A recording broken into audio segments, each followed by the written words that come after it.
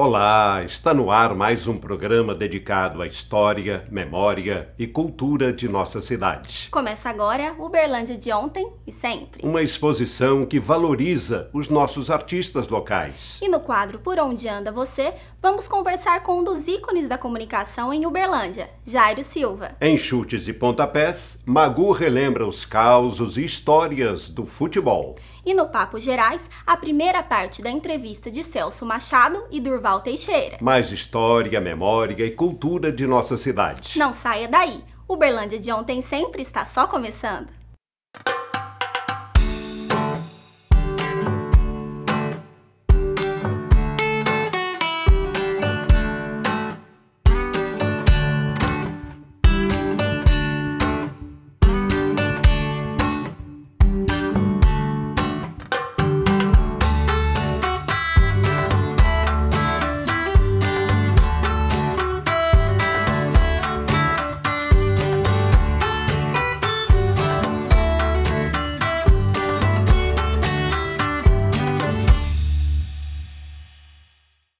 Uma exposição que apresenta o talento dos artistas locais aliado ao engajamento social.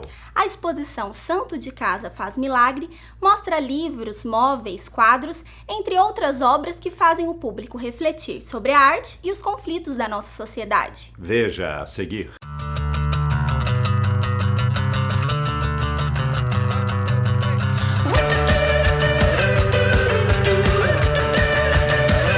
Eu faço a organização desde a primeira edição, eu faço a parte de produção e o Bruno Ravazzi é o curador. Então, eu participo desde a elaboração do projeto, porque esse é um projeto que é viabilizado pela Lei de Incentivo Municipal. Eu gostei foi do tema, né? Santo de casa faz milagre, né? Geralmente o santo de casa ele não faz milagre. É aquela máxima, né, de em casa de ferreiro espeta de pau. Na minha casa, por exemplo, são poucos móveis que são feitos com esse material sustentável. Aí identifiquei assim, a oportunidade de estar mostrando o trabalho e estar mostrando para as pessoas o que significa, né? Qual é a importância de estar reutilizando o material e transformando não em obra de arte, mas um material de uso, que é importante também. Tanto que o nome Santo de Casa Faz Milagre busca essa relação até com o espaço, né? Que casa é essa? Que espaço é esse que a gente ocupa? A cidade em que nós estamos. Então, nas duas edições, a proposta é ocupar uma casa. É uma forma de apresentar, né, o meu trabalho e de ser reconhecido, né? Muitas pessoas que estavam aqui na abertura gostaram do meu trabalho, me elogiaram. Às vezes eu ficava passando ali por perto, assim, só para tentar ouvir o que outras pessoas estavam falando, pessoas que eu não conhecia. E é interessante, é gratificante você ver quando você produz algo que chama a atenção de muita gente. Eu gostei muito da temática também, que são só artistas de Uberlândia. É muito raro você ver o pessoal daqui dando valor na gente. Eles querem pessoal de São Paulo, do Rio de Janeiro, dos Estados Unidos, Não, vamos dar valor na gente também.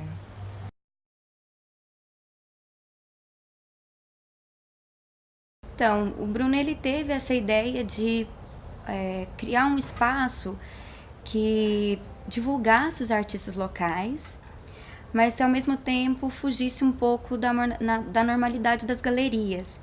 Ele queria pensar uma exposição que dialogasse com o ambiente de uma casa, até para buscar uma aproximação com o público. Eu estava já trabalhando com essa ideia de fazer um trabalho sobre violência doméstica, já tinha um tempo e tal. Aí me falaram daqui do Santo de Casa, eu falei, nossa, bacana, vou ver. Eu falei, a cozinha tem tudo a ver com os objetos. Aí eu trouxe os objetos que a gente usa no dia a dia, né? Porque a cozinha, no lugar comum onde a mulher tem que estar. Então eu trago os objetos da cozinha e coloco as frases de relatos de violência nos objetos. Então se as pessoas entram no meu trabalho e olham, nem todos os objetos dá para você ver que está escrito alguma coisa, tem que chegar perto. Se alguém entrar e falar, passa desapercebido. Isso aqui é só um copo decorado. Aí a pessoa vai ler e vai entender sobre o que se trata.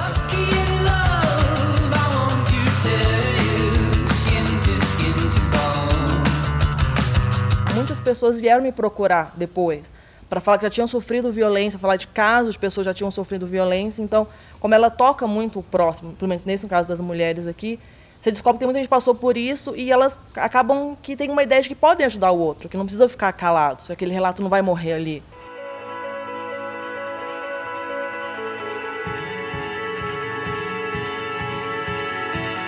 É um trabalho que inicialmente eu fiz para o meu TCC no começo desse ano e eu adaptei ele para essa exposição agora, fazendo livros de 5 contos que existem na lenda do nosso folclore. Então eu criei uma imagem de acordo com a minha interpretação do conto e coloquei informações a respeito da lenda, influências culturais, origem, sobre o conto e uma proposta de atividade artística também. Comecei fazendo algumas peças pequenas, desmontando todos os pallets e beneficiando a madeira. Minha mulher gostou tanto que pediu, eu quero uma cama, eu quero um sofá, eu quero um rack, fui fazendo. E a vantagem disso é que eu fui ganhando experiência, né, no processo de manipular a madeira.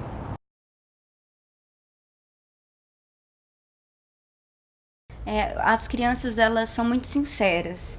Então, nós estamos recebendo escolas do São Jorge, do Shopping Park, do Nossa Hora das Graças. E são crianças que, ao ter o contato com esse trabalho, elas questionam, nossa, o que seria a arte? Essa arte, ela pode estar dentro da minha casa? Então, porque elas veem os trabalhos dentro de um quarto, dentro de uma cozinha, na sala. Então, o retorno é muito, muito legal. Muitas elas ficam surpresas com o que vem e tem também não só a surpresa do objeto em si, mas por ele ser discreto na casa. Uma das coisas interessantes dessa exposição é que as obras de arte elas interferem no espaço da casa. Então tem alguns objetos que quando a gente fala para a criança ou para o visitante que é uma obra, ou quando ele percebe, ele fica surpreso porque ele fala, tipo, nossa, nem imaginava, eu achei que isso era da casa mesmo, um móvel ou algo do tipo.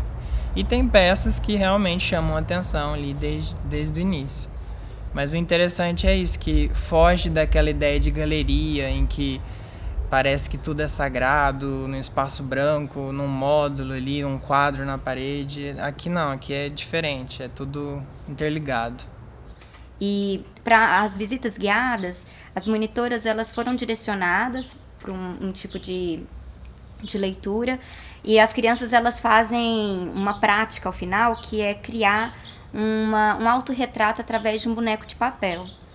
Então, ao final da exposição, quando a da visita, é interessante porque eles olham para eles mesmos e se retratam nesses bonecos.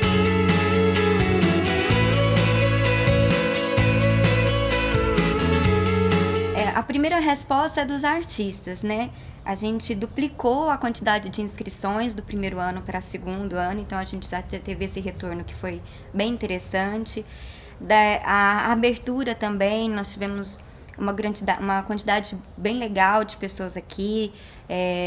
Também um retorno também pela venda dos trabalhos. Todos os trabalhos eles estão à venda e o valor é totalmente destinado aos artistas.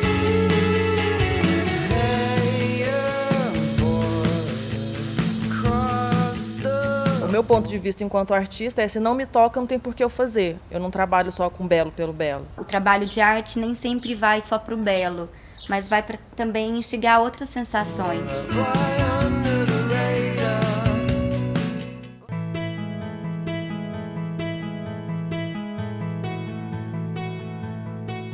Era uma cidade pacata, uma cidade que não havia ladrões, não havia pedintes, uma cidade boa, uma cidade tranquila.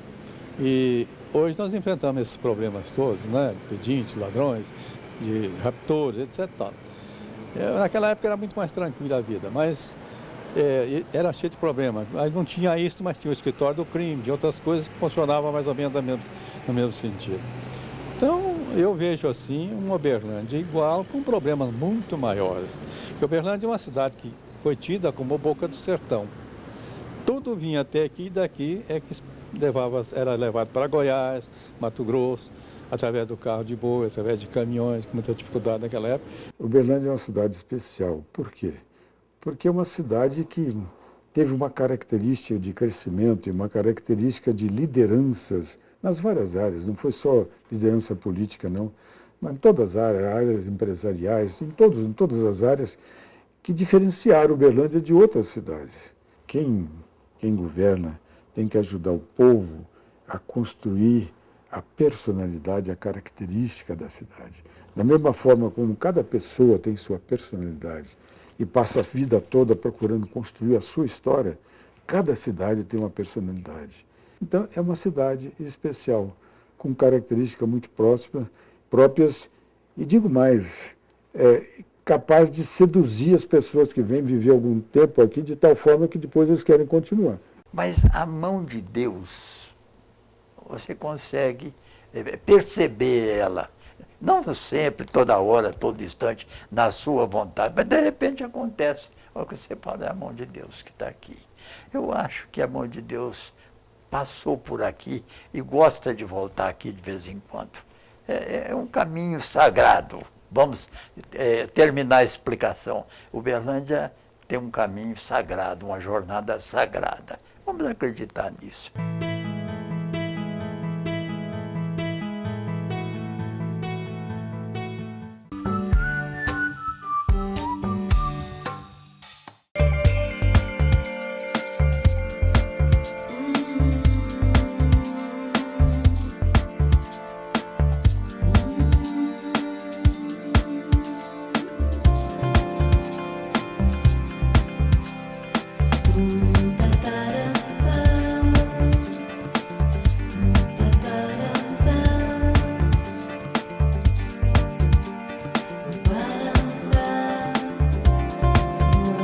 Algar e Lei Estadual de Incentivo à Cultura de Minas Gerais apresentam 9ª edição do Almanaque Uberlândia de ontem e sempre. A chegada da energia em Uberabinha, o cosmos de Beckenbauer jogando no Juca Ribeiro, a trajetória de Nalva Guiar, da Jovem Guarda ao Beijinho Doce, os 80 anos do Praia Clube, o Hotel Presidente e suas histórias. Tudo isso e muito mais já nas bancas. Por onde anda você? Um quadro em busca de notícias daqueles uberlandenses que continuam fazendo sucesso, mais longe daqui. Ele já atuou em emissoras de TV, rádio e assessorias. E hoje é a vez de um muito bem-sucedido profissional da comunicação, Jairo Silva. É logo a seguir.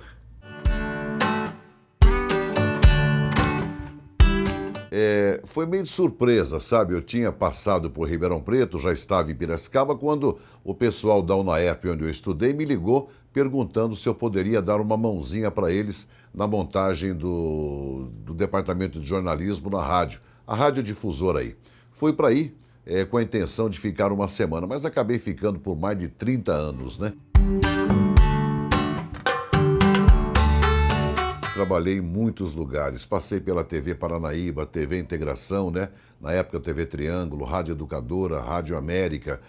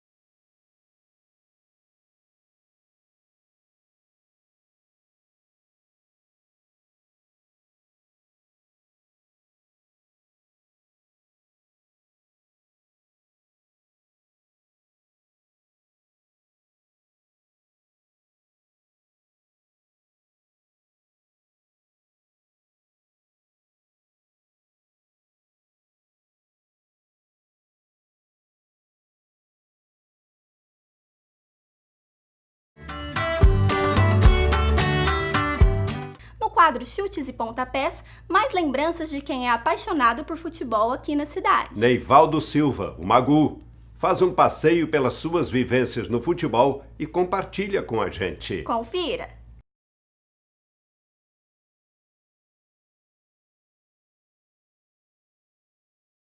No nosso Chutes e Pontapés de hoje, nós vamos ouvir as histórias do Neivaldo Silva, o Magu. Para começar, eu queria te perguntar, da onde surgiu esse apelido? Esse apelido é quinta série, Escola Estadual Joaquim Saraiva, trancando uma bicicleta, pobre, né, ia de bicicleta para a escola, e conversando com os amigos e trancando a bicicleta, e de repente eu olhei, eu tinha trancado só o cadeado, a bicicleta estava destrancada. E alguém chegou e chamou de Magu, que era um desenho animado, ainda existe até hoje, de um velhinho cegueta que dá muita sorte na vida. Reclamei, acharam bom, pegou, ficou, tá aí. Neivaldo é só cobrador que chama. Certo? Então, e a mulher quando tá brava? Não, nem ela, nem ela, certo? Então é Magu e tudo bem. Deixa eu começar aqui com uma historinha fantástica de um saudoso companheiro de rádio, Cleto Gomes Correia.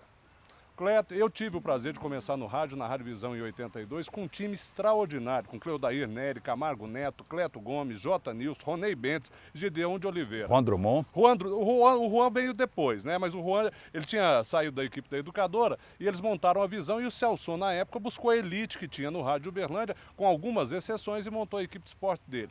Então, quando eu comecei na Rádio Visão, eu tive professores das mais diferentes ordens. O professor Cleto Gomes, que mandava ler bastante, não tinha internet, não tinha nada disso que tem hoje. Então você pegava recorte de jornal, ia ler para aprender, etc. E tem uma passagem do Cleto que, infelizmente, eu não tenho áudio dessa história. Taça CBF 1984. O Uberlândia jogando, pegou uma série de jogos no Nordeste na sequência da Taça CBF até chegar ao título. Eu não sei se é contra o Botafogo da Paraíba ou se é contra o Fortaleza. Eu sei que eles foram para a praia. E, no descuido do Cleto, a onda veio e levou a ponte móvel do Cleto. E ele narrou o jogo à noite pela Rádio Visão, o Ronei que conta isso fantasticamente. Era mais ou menos assim, fifinho para fatata, fatata para fifinho, entendeu? Porque não tinha, o F sumia todo. Então tem muitas histórias com esses extraordinários companheiros de crônica esportiva. Pena que a maioria deles já se foram, mas assim, sempre vem na lembrança momentos históricos, fantásticos. Você se transporta, autotransporta para 10, 15, 20, 30 anos atrás.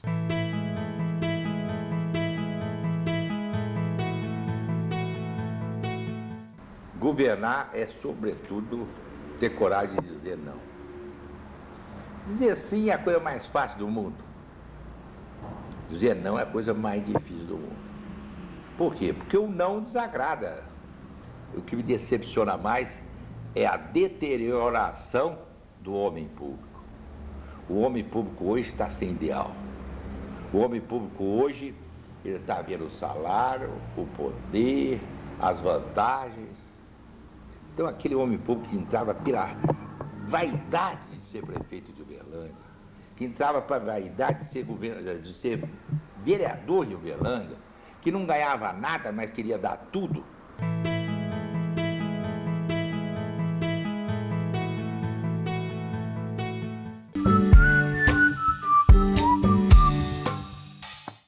Algar é um grupo empresarial fundado em 1929. Hoje atua nos setores de tecnologia da informação e comunicação, agronegócios, serviços e turismo.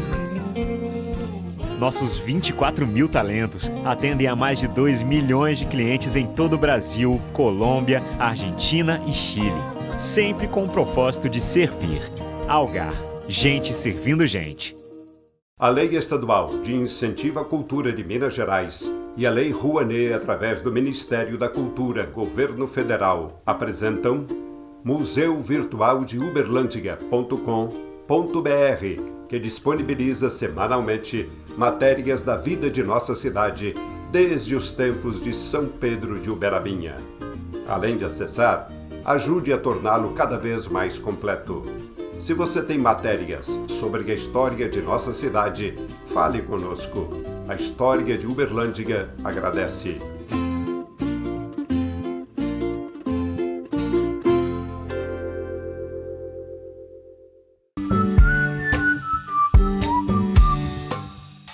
E no Papo Gerais de hoje, a primeira parte da entrevista de Celso Machado e Durval Teixeira. Veja a seguir.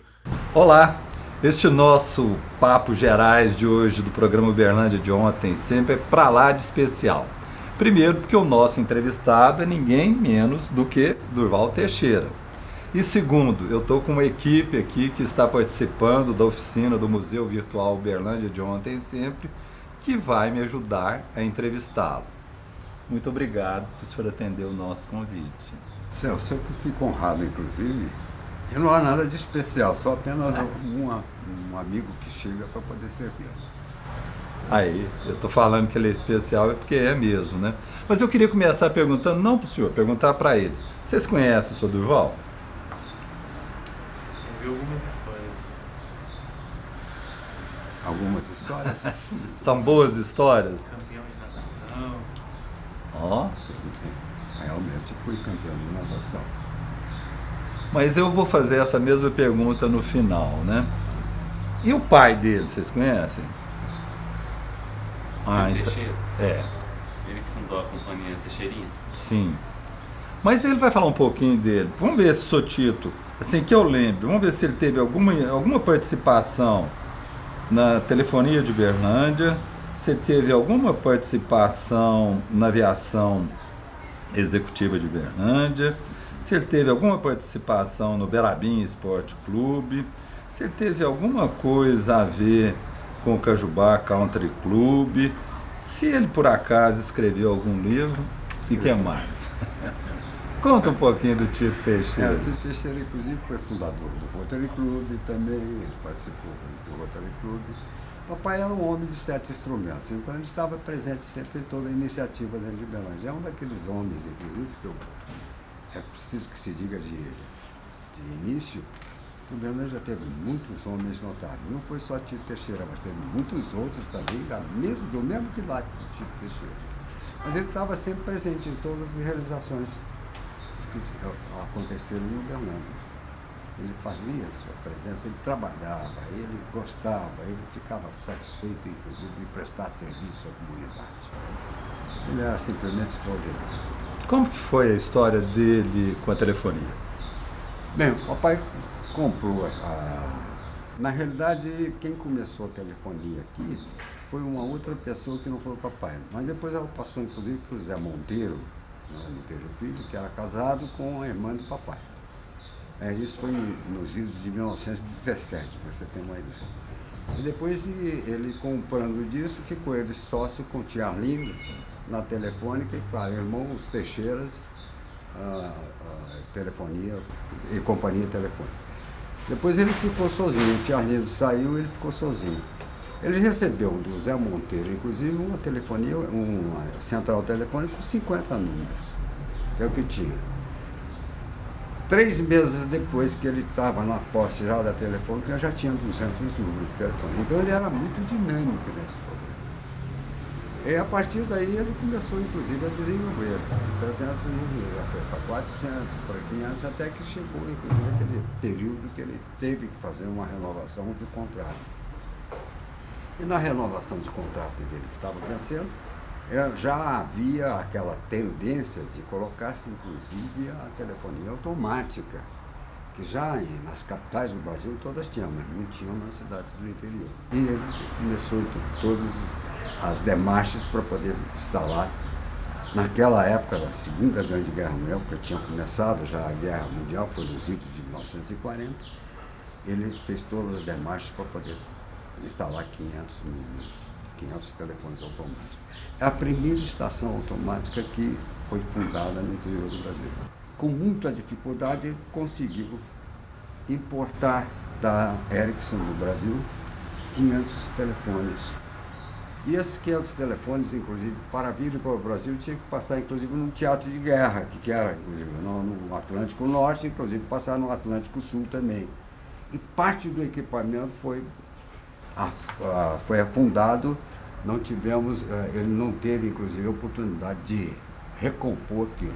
E montou uma estação. Ela foi instalada e foi inaugurada no dia 20 de setembro a 30 de setembro de 1941.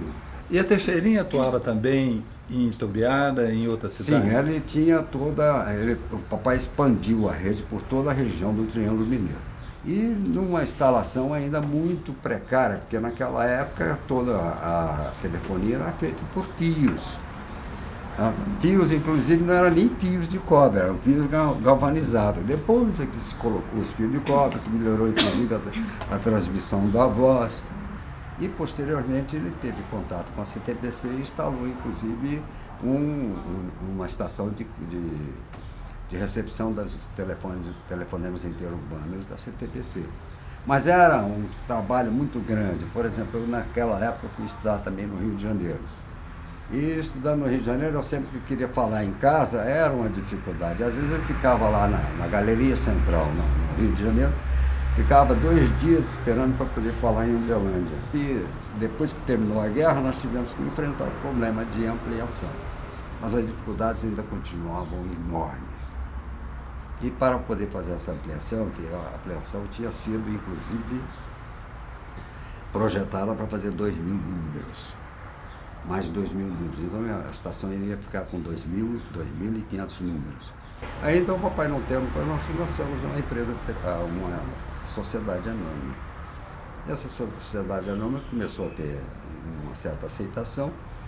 E nessa aceitação nós conseguimos, inclusive, já tinha colocados 1 milhão de cruzeiros naquela época, de ações e tudo mais, e estava. Mas depois então entrou o problema da CTBC, que foi fundada com esse propósito, e acabamos vendendo para a CTBC todo o nosso patrimônio. Bem, por hoje nós vamos ficando por aqui, mas a gente volta no próximo programa com a outra parte da nossa conversa, com o Sr. Durval Teixeira, acompanhado dos alunos que estão participando dessa oficina de memória oral do Museu Virtual Uberlândia de Ontem Sempre. Até lá! E hoje nós ficamos por aqui. Acompanhe as nossas matérias através do site uberlandiadeontensempre.com.br ou envie as suas sugestões para o e-mail produção@uberlandiadeontensempre.com.br. E até o próximo programa. Se Deus quiser.